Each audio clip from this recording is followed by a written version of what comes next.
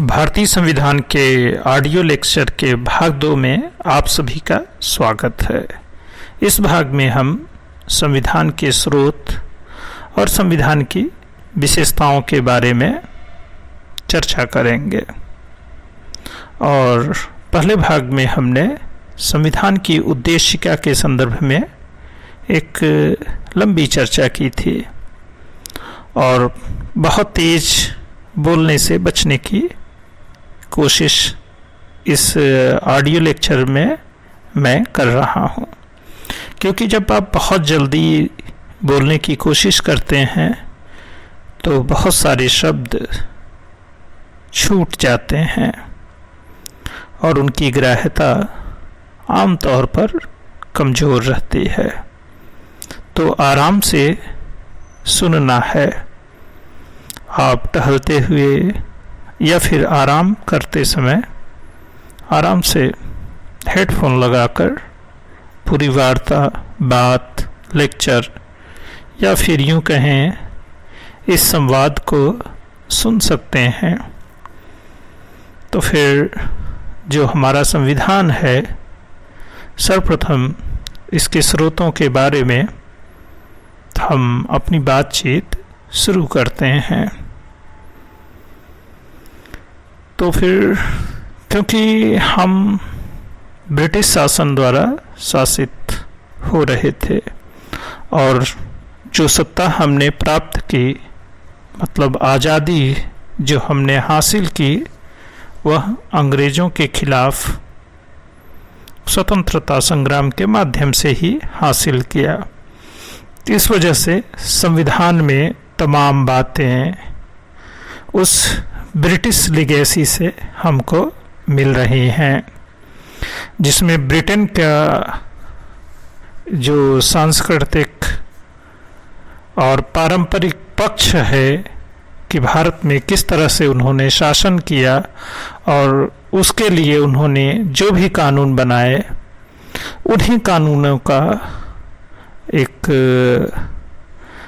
प्रचलन के रूप में जो चीज़ें रही थीं या फिर उनमें जो निरंतर सुधार हुए थे, उन्हीं को आगे बढ़ाते हुए और फिर बहुत सारी चीज़ें हमने अपनी संविधान सभा के माध्यम से दुनिया में जो भी सर्वश्रेष्ठ था, उस वक्त दुनिया के पास जो भी बेहतरीन चीज़ें उपलब्ध थी, उसे हमने हासिल किया।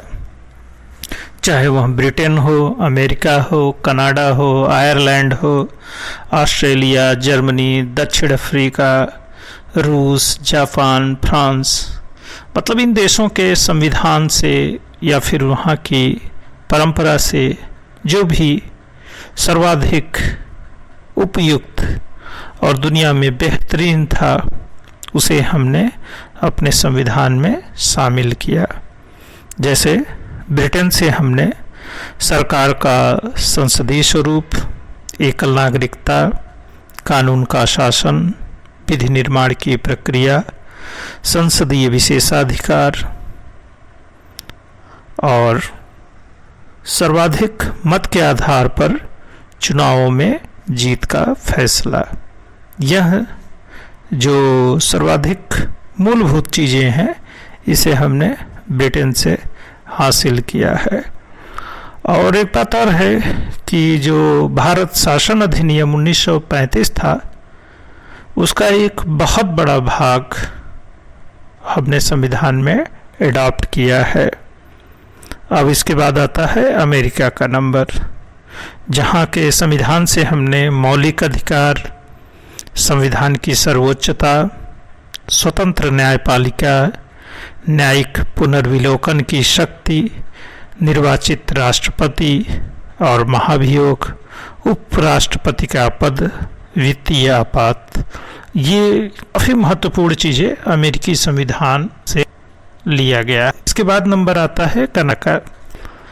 तो वैसे हम मूल चीज़ हासिल की है, अर्धसात्मक सार, सशक्त केंद्र और शक्तियों का सिद्धांत, यह कनाडा ये हैं। और नीतिश राष्ट्रपति मंडल के राज्यसभा में मनोनयन और आकार जो आपातकाल में आर्टिकल है वह आयरलैंड से है, लेकिन जो वित्तीय आपात है वह अमेरिकी संविधान से लिया गया है।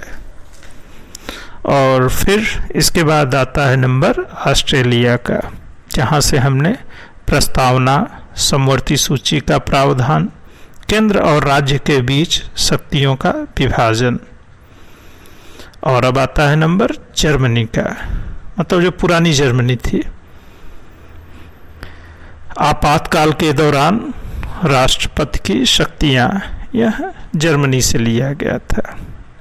दक्षिण अफ्रीका से हमने संविधान संशोधन की प्रक्रिया ली है, रूस से मौलिक कर्तव्य, जापान से विधि द्वारा स्थापित प्रक्रिया, और फ्रांस से गणतंत्र, स्वतंत्रता, समानता और बंधुत्व का सिद्धांत, जो कि हमारी उद्देशिका में भी शामिल है। क्योंकि मनुष्य के लिए जो सर्वाधिक महत्वपूर्ण चीज़ें होती हैं और नागरिक अधिकार के तौर पर, मतलब लोकतंत्र को लोकतंत्र बनाने में जो सर्वाधिक महत्वपूर्ण चीज़ें रहती हैं, यह उन्हीं में से है। मतलब स्वतंत्रता, समानता और बंधुत्व, तभी लोकतंत्र बनता है। इसके बगैर कहीं भी गणतंत्र अथवा लोकतंत्र का निर्माण नहीं हो सकता है। अब आइए भारतीय संविधान की विशेषताओं पर चर्चा करते हैं। हमारा संविधान एक बहुत बड़ा संविधान है और इसमें 22 भाग और 395 अनुच्छेद और साथ ही 12 अनुसूचियां हैं। तो यह केंद्र और राज्य दोनों की शक्तियों का पूरा उल्लेख एक ही पुस्तक में, मतलब जो हमारे संविधान है उसमें किया गया है। ठीक। और दूसरी विशेषता है लोकप्रिय प्रभुसत्ता पर आधारित संविधान है हमारा। एकात्मक लक्षणों सहित संघात्मक शासन की भी इसमें व्यवस्था है। और इसके बाद जो विशेषता आती है संसदीय शासन प्रणाली, न्यायिक सर्वोच्चता और स्वतंत्र न्यायपालिका, अनम्यता और नम्यता का मिश्रण। कहीं कहीं हमारा संविधान कुछ मामलों में एकदम से रिजिड, मतलब अनम्य हो जाता है, और बहुत से मामलों में इसमें पर्याप्त नम्यता भी रहती है, मतलब फ्लेक्सिबिलिटी जिसे अंग्रेजी में कहा जाता है। और इसे विस्तार से आगे के अध्यायों में पढ़ा जाएगा, सुना जाएगा और जिस पे परिचर्चा की जाएगी। संसदीय प्रभुसत्ता और न्यायिक सर्वोच्चता में समन्वय स्थापित किया गया है। मतलब जब शक्तियों का बंटवारा होता है तो एक दूसरे की शक्तियों, कार्यों में हस्तक्षेप न करें, इस बात का पूरा ध्यान रखा जाता है। नागरिकता हमारे यहाँ एकल है। मूल अधिकार, वयस्क मताधिकार, कल्याणकारी राज्य, मूल कर्तव्य और नीति निर्देशक तत्व, यह हमारे संविधान की कुछ प्रमुख विशेषताएं हैं जो हमारे संविधान को बाकी जगहों से अलग बनाती हैं, श्रेष्ठ बनाती हैं, बेहतर बनाती हैं। अब संविधान की कुछ आलोचना भी कर लिया जाए, जिसके बारे में भी अक्सर बातें की जाती हैं। तो उसमें सबसे बड़ी बात तो यही कही जाती है कि हमारा संविधान पूरी तरह से उधार का संविधान है, इसमें अपना कुछ भी नहीं है। दूसरे देशों और भारतीय शासन अधिनियम 1935 से ज़्यादातर चीज़ें ज्यों की त्यों ले ली गई हैं। और तो और इसे 1935 के अधिनियम की कार्बन कॉपी भी कहा जाता है। और एक परंपरा के तौर पर इसमें एक बात और है, क्योंकि जब हम पूरा संविधान की अधिकांश बातें विदेशी भूमि से, परंपरा से, चिंतन से ले रहे हैं, तो इसमें जो भारतीयता यानी भारतीय सभ्यता संस्कृति की जो बातें रहती हैं वह उतने अच्छे ढंग से नहीं कही गई हैं। यहाँ आरोप भी संविधान पर लगता है। मतलब यह पूरी तरह से गैर भारतीय और भारतीयता विरोधी है। अब जैसे संविधान में और एक कमी ये भी है कि हम गांधीयन विचारधारा को लेकर चलते हैं और आज़ादी की लड़ाई में बापू की भूमिका बहुत महत्वपूर्ण थी। दर्शन के तौर पर जो स्वतंत्रता आंदोलन का मार्गदर्शन हो रहा था वो गांधीयन थॉट ही था। और भी बहुत सारी चीज़ें थी, लेकिन उसमें प्रमुख व्यक्ति बापू ही थे। तो संविधान जो बना है वह गांधीवाद से बहुत दूर है।